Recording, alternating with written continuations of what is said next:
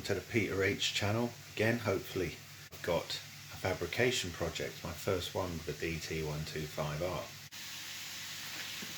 I've had this headlight frame, it's the cowl frame, the headlight frame, holds the speedo, it's part of the front end of the DTR. And I've had it kicking around the garage. I mean, I was lucky enough to buy a replacement for about 11 quid. And so this just got left in the back of the garage, but what's happened is the cowl bracket has snapped off and someone's kindly cable tied it to the rest of the frame. There should be one on the other side, and that's no longer here. That was how I got it. Like I say, most of the parts of the bike that I got were either worn out, damaged or missing. So I've got a piece of cardboard here, and I'm going to see what it's going to take to actually make a replacement part for the frame, and see if my welder, which is rather an agricultural welder, will actually weld this back together again. There's quite a lot going on here. Got a piece of cardboard, a piece of cereal packet. I'm going to see what kind of metal I need for a start. I know I need a nut, need a little 10mm nut, and hopefully we can bend something into shape.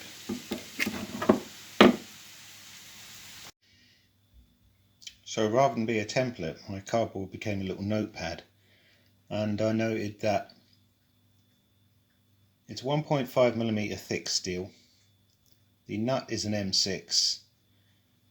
It's 19.5mm wide plus two 3.5mm wings, I've called them.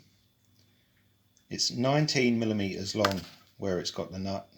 It's 36mm long with the holes. The holes are 8.5mm diameter, and the space is 20mm long. So overall it's 55mm long, and the angle is not a 90-degree angle, it's more obtuse, which is over 90 degrees. So 55mm long, 1.5mm thick, 26.5mm wide is the material I've got to go find. So here's my bit of scrap metal. The only metal I could get is 2.3mm thick, and this is only 1.5mm. So I will grind this back down a little bit later. I've left the rust on just to make it easier to scribe the shape that I want. I just put this in the vise and I hit it with a club hammer, and you know, I've got these, they're supposed to be 3.5mm. This one's a little bit, I cut it wrong actually. I'm going to weld the nut up this end, and it's not very straight, but you know, it's a similar sort of size. I mean, the metal here is of thicker gauge, and that's going to be, I'm going to drill the holes in there next. So I've just marked out the spot for the 6mm hole for the M6 nut that goes behind it. So there's a 6mm hole, and that's bored out, it's reamed out to 7 on the surface with a countersink. So before I weld on the captive nut, I've got to just grind off the first 5mm. So I found a suitable candidate which I've roughed up with a Dremel, sort of roughing up bit. I'm going to put that over the hole, hold it in place with a magnet,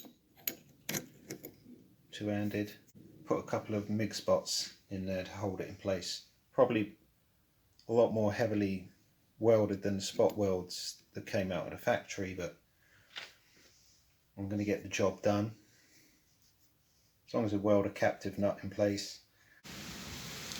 So I just have my little MIG out, and but from the back it's starting to look, just put that captive nut in, it don't look very good from this side. It's going to need a little bit of tidying up, but anyway, I've hit it a few times with a hammer, it's stuck on there pretty good. So Just need to tidy up the form, get the hole in there, get the slot in there, tidy this up. I knew that it wouldn't look as good as Jap spot welds from Yamaha, but whatever. This is the first of 3 holes. The next one's going to go about there. I'll measure it up. So now I've just got to join the holes.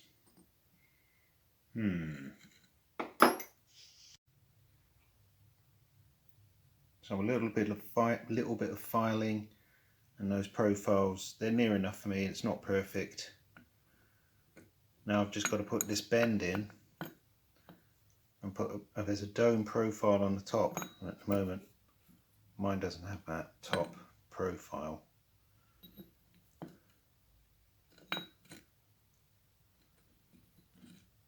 So I've got to put this bend in now. Gonna put it in the vise and hit it with a hammer. Came pretty close in the end, but it was the angle, the bend angle did for me.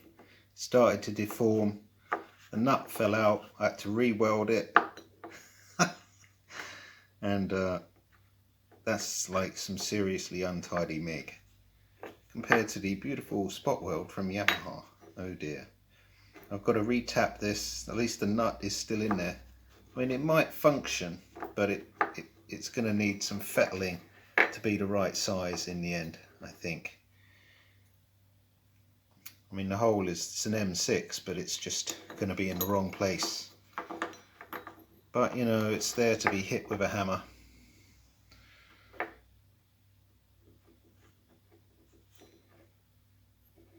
Maybe some more hitting it with a hammer might get the angle right in the end. So my MIG managed to MIG on there without destroying the component. That was the original Yamaha one. Obviously the weld needs to be ground down. That was the one I made. Obviously the weld needs to be ground down. And they're probably on the squiff. They probably don't match up. If you wanted to get them to match up, it's not that hard to get in there with a pair of pliers. And if it drops off, you just have to weld them back on again, won't you?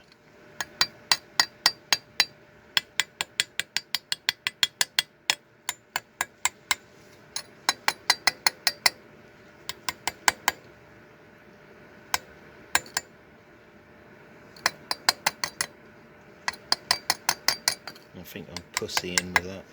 Anyway, whatever. Did it drop off? Well, I had to take off my cowl for a reason. Got to fix the temperature sender actually. And these have lined up, well, really better than I could have hoped actually, because I didn't have to do anything. And obviously, being the headlight cowl, you can't actually see that repair. But you would be able to see if you hadn't got your headlight cowl on. But it's fully hidden. The old flasher relay goes on this little arm. This little arm here is for the flasher relay, and the clock brackets sit on there, and the headlight sits in these two. And those little ears hold the cowl, and that's actually worked. Obviously got to grind the weld down. I'm going to grind the weld down a bit because it don't look too pretty. If you took it apart and had a look at it, you could see that it was repaired, but you can't really see. And happy days. So thanks for watching, and I hope you found it at least entertaining. So Peter H, over and out.